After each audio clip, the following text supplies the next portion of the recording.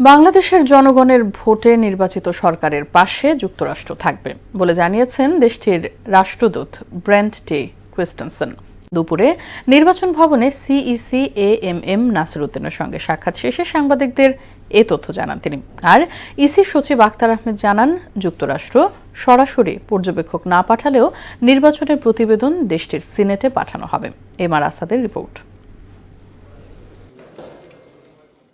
দায়িত্ব গ্রহণের পর যুক্তরাষ্ট্রের নবনিযুক্ত রাষ্ট্রদূত ব্রেন্ট টি ক্রিস্টেনসন বুধবার প্রধান নির্বাচন কমিশনের সঙ্গে সাক্ষাৎ করতে যান নির্বাচন ভবনে। ত্রয়োদশ জাতীয় সংসদ নির্বাচনে পর্যবেক্ষক ও পারস্পরিক সহযোগিতার বিষয়ে আলোচনা হয় বৈঠকে।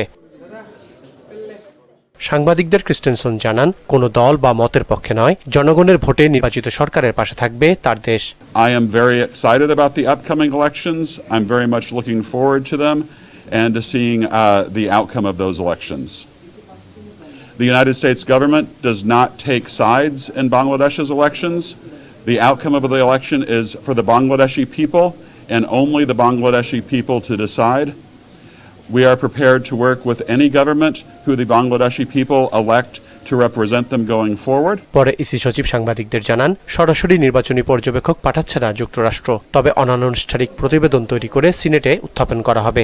ওনারা ওখান থেকে আপনার কোনো পর্যবেক্ষক দল আসবে না, তবে ইন্ডিপেন্ডেন্ট একটা দল আসবেন, যেটা মার্কিন যুক্তরাষ্ট্র থেকে এবং আপনার দূতাবাস থেকে, মার্কিন দূতাবাস থেকে ওনারা ঢাকা, সিলেট, চট্টগ্রাম এবং খুলনায় ওনাদের মতন পর্যবেক্ষণে যাবেন।